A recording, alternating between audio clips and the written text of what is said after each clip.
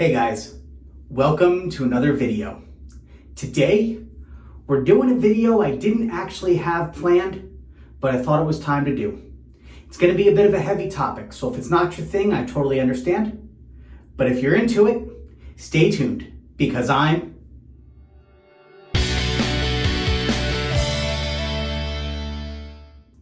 That's right, I am Dave Shaves. Please remember to like, comment, and subscribe. Ring that bell icon for notifications. If you feel so inclined, hit me up on social media at TheDaveShaves. Follow me on Facebook.com and Patreon.com/TheDaveShaves, and hit me up on the web at TheDaveShaves.com.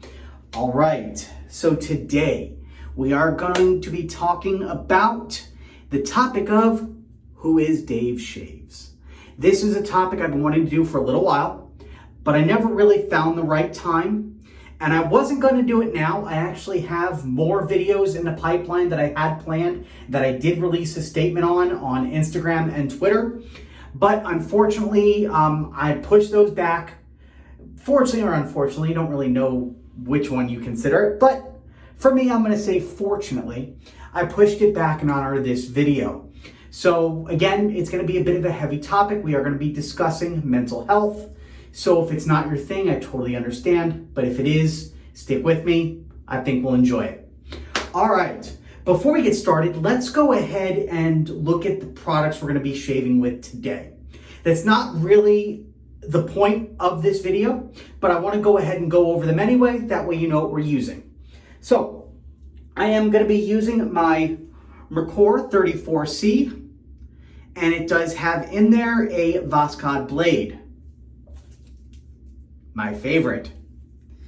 If you are an avid watcher of this channel, or you've at least been watching it for a while, you know that the Voskhod and the Merkur are actually two of my favorite products. So there's that. For soap, we're going to be using the Artisan Shave Shoppe. The Artisan Shave Soap Shoppe, and it's the Starboard scent. I got it right in here. I don't really know what it smells like or what it's supposed to smell like, but I like it, so we'll see. All right, lathering that up today is going to be in my Viking's Blade Chairman bowl, and we're going to be using my Viking Revolution Badger hair brush. And as far as aftershaves go, we're going to be using Nivea Men's Sensitive Cooling Postshave Balm, which I am running out of. I hope I have enough in there to actually use. We'll see. And then finishing up, we're going to be using Aqua Velva Musk. So let's go ahead and jump right into this, basically. So today we're going to tackle the topic of who is Dave Shaves. This is a topic I've been wanting to cover for a while, because a lot of you know that I suffer from multiple forms of mental health disorders. But most of you think, or as far as I've led on, most of you know that it's been a lot about depression and anxiety. But recently I had been given other diagnoses that make perfect sense with who I am. So I want to go ahead and basically list them off. And we're going to talk about what I've been dealing with, how I deal with it, how it tends to affect those around me, how what I have presents itself, because a lot of it doesn't necessarily present itself in the quote-unquote normal or standard ways. So it's definitely something worth talking about. And I also want to open this up to questions and answers. If you have any questions regarding mental health in general, put it in the comments below. If you have any questions about anything I say in today's video, put it in the comments below. And if you have any questions about specific mental disorders, put it in the comments below. And if I can't answer it for you, I will direct you to a website or a person who might be able to. So let's go ahead and open this up to everybody who might need it. So let's go ahead and start with myself. First of all, check out this lather, huh? I'm liking that. It's a good lather. Got a good lather. We're going to keep that going for a little while, though. All right, back to the topic. So, who is Dave Shaves? Well, I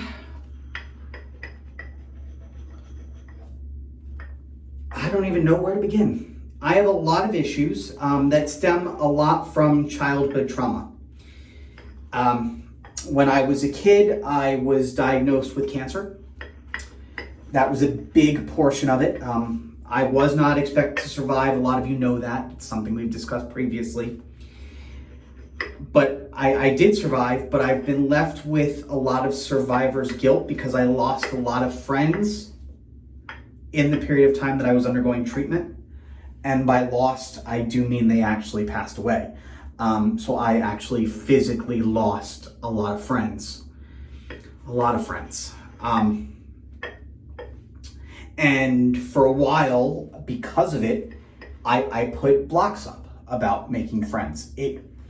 I am not an easy person to make friends, and part of that is childhood trauma. Other parts of it is something else I've been dealing with since I was born, but didn't know until recently.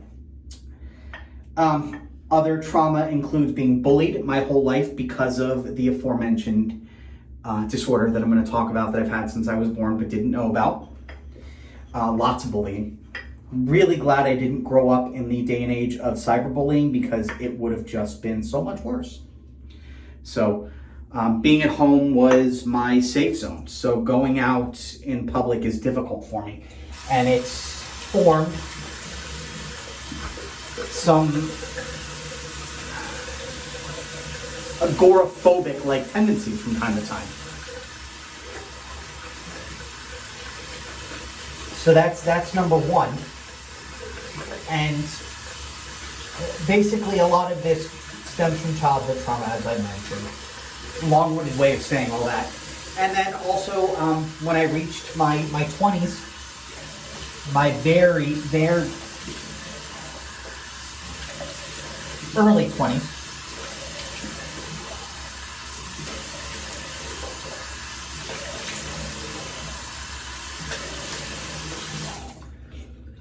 when I reached my 20s, my very, very early 20s, I lost both my parents.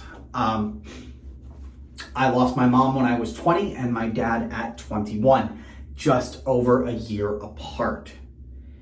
And that destroyed me. In a lot of ways, losing my parents destroyed me because they were my rock. I had a hard time making friends and my parents were my rock. My dad was my best friend for a number of years. And losing him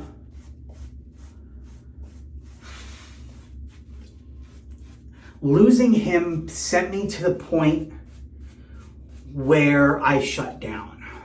I did not experience my parents' death for decades.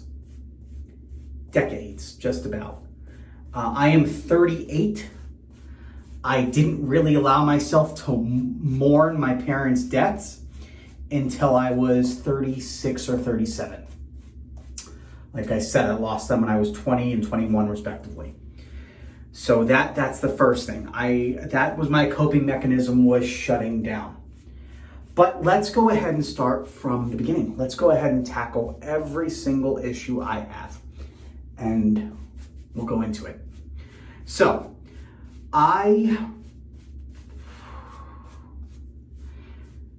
again, this is all new. These are all things that I was just recently diagnosed with. If you follow me on social media, you may know. If you don't, why not? But if you don't, then you'll know now. I found out last December that I am on the autism spectrum. I'm extremely high functioning. I am what they call high functioning autistic, if that's even really a term anymore. They're stealing away from that At first it was Asperger's syndrome, then it became high functioning autism because it is all related. And now there's just different levels of autism, I guess. Asperger's is still used in certain circles, high functioning autism in others. I refer to myself as high functioning autistic because that is the diagnosis that I was given. And apparently when I was a kid in the early 80s, well, mid 80s, there wasn't such a thing as Asperger's or high functioning autistic. You were either autistic or you weren't. There was no spectrum. So my particular brand went largely unnoticed. But it's there. My parents thought I was shy. I was labeled a nerd because I would lose myself in TV, movies.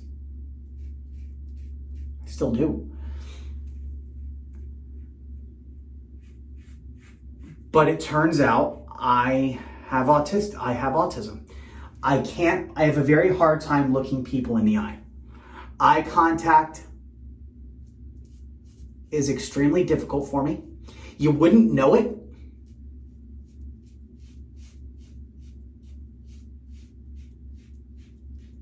because my parents, because they thought I was shy, they sort of forced it, basically. And maybe it's the best thing that they didn't necessarily know, because I don't know how I would have been treated if they had known. I don't know if they would have coddled me a little bit more, because sometimes my mother, God bless her soul, she had a tendency to coddle her little boy. And I admit that now. But so I don't know if maybe that diagnosis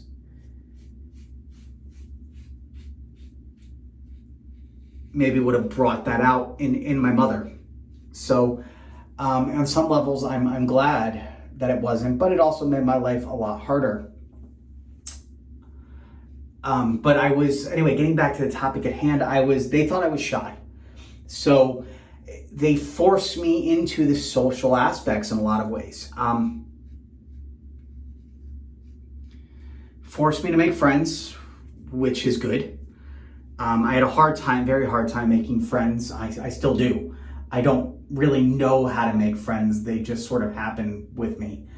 Or at least the emotions just sort of happen. The decision to be friends, obviously, that's on me.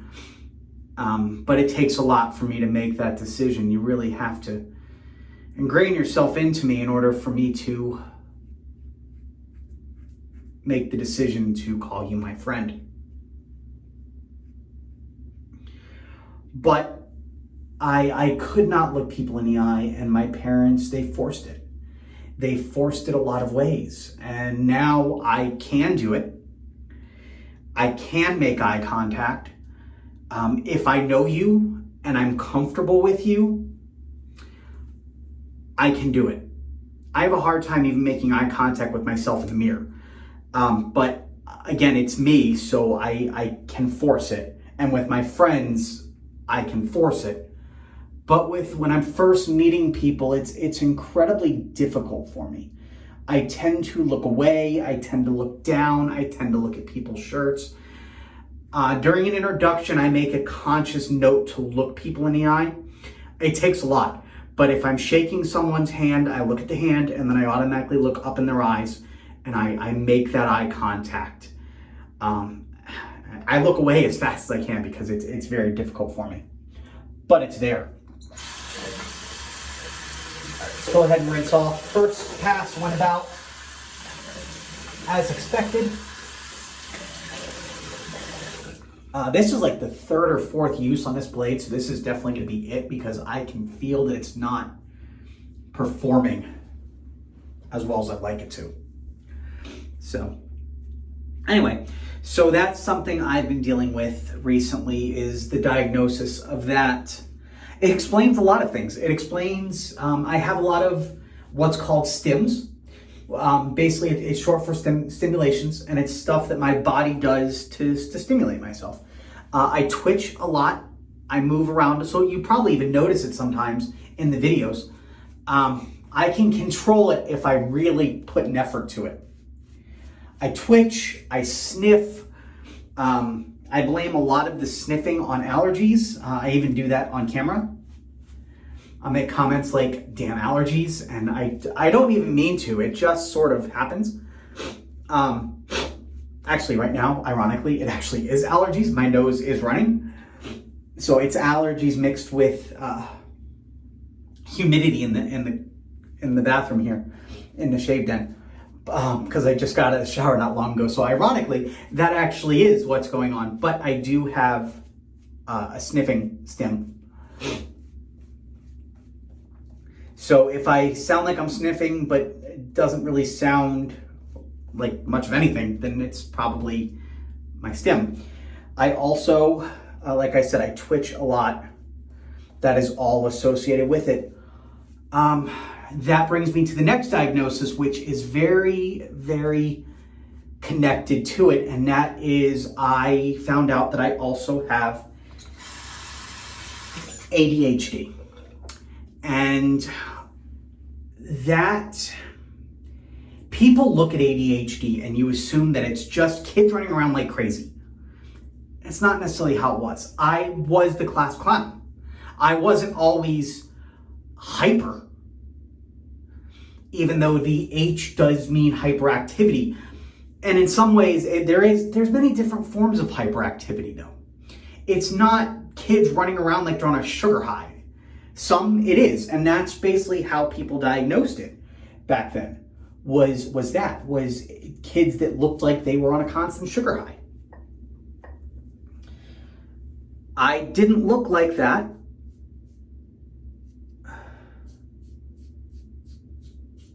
So it went undiagnosed, and the attention deficit disorder went undiagnosed as well, because I was labeled shy, and I was told that I just wasn't paying close enough attention. No one looked deeper. No one looked into the fact that I had trouble with reading comprehension, which is very much associated with ADD. You can read through a page multiple times and not understand a single word of what just happened, or what you just read. And that happens to me all the time. I have difficult time reading. Books are very difficult for me. It takes me years to finish books because I just can't, I can't do it. It's very difficult. I can't focus on books. Wow, I am actually going the wrong direction on this, I realized. I'm actually going across the grain on the bottom. Usually I go against. Oh well. Mixing it up a little bit. I'll go against on top and bottom next pass.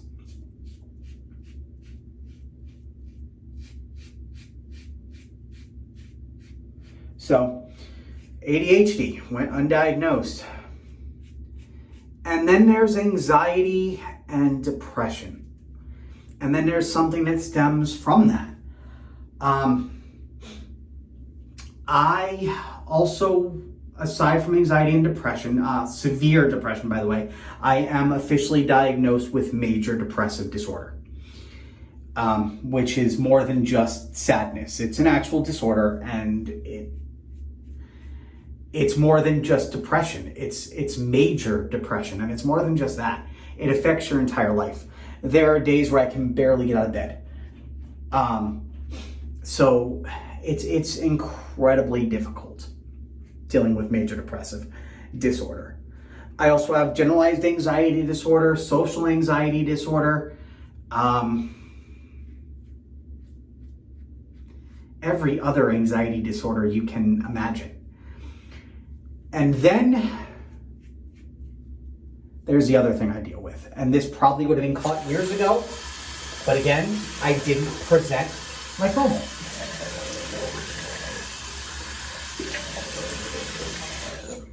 And that is obsessive compulsive disorder. I have an official diagnosis of severe obsessive compulsive disorder. People think OCD. When you think OCD, you think about the depictions in movies. Think about As Good as It Gets. What about Bob? Movies like that.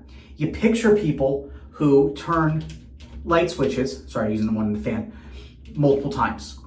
Or doorknobs, knocking, etc. I do those things on occasion, but typically I can control them. Mine comes more in a form of obsessive thoughts and obsessive texting and obsessive contact with people. And I suffer from what is called intrusive thoughts, which is, it's different for different people, but it's just what it sounds like. These are thoughts that you can't always tell about. Typically they're anxiety-induced thoughts. And for me, they're thoughts of, what if I did something wrong? What if people don't love me? What if this? What if that? Now, everybody gets intrusive thoughts now and then, but a lot of them know how to deal with it. And it affects them once and they're able to move on. You know, they get the thought, they reason their way out of it, and they're able to gain control. I have a hard time doing that. And recently it's been flaring up, and it comes in the form of, my way of handling it is, it comes in the form of obsessive behaviors. I fear someone's mad at me. So instead of letting that person be, or instead of taking a step back and looking at a situation, I obsess over it. And not just mentally. I send a million texts. Back before there were text messages, I would call people a million times if they didn't answer, because I would assume I did something wrong, and I wanted to fix it. It came from a good place. I wasn't trying to annoy people. I still don't. I'm not trying to annoy people. I'm trying to rectify the situation, and in a lot of ways that makes it worse. I also have emotional dysfunction, something or other, where basically that comes in the form of, rejection. I fear that I am being rejected constantly. And another portion of that is I experience a lot of jealousy, and I'm not good at dealing with jealousy. Jealousy, I can't. When I get jealous of friends, I can't just always let it go. It's very difficult for me, and that sometimes takes the form of just seeing that a friend of mine is friends on Facebook, of all things, with people that I don't know. I fear, and my brain sets this up as, I'm being replaced. And it's difficult. And my way of dealing with all that for a long time was self-medicating. I became addicted to painkillers because I didn't like the feeling, and I realized that when I took these meds, I was able to calm myself down and think rationally. So I would self-medicate. I didn't know about antidepressants. I didn't know antidepressants were a thing. I also didn't want to admit there was anything wrong with me. So I self-medicated, and I became addicted, and I dealt with addiction. And then also in all that is depression. I have an imbalance up here, and I tend to have trouble getting out of bed some days. It's more than just sadness. It's more than just wanting to cry. It's not sadness even. It's despair. It's deep down, utterly debilitating despair. And so that's me. That's Dave Shaves.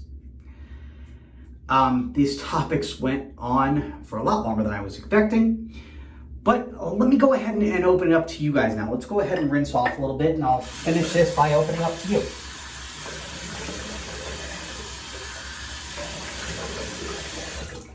Do you have any questions about what I told you?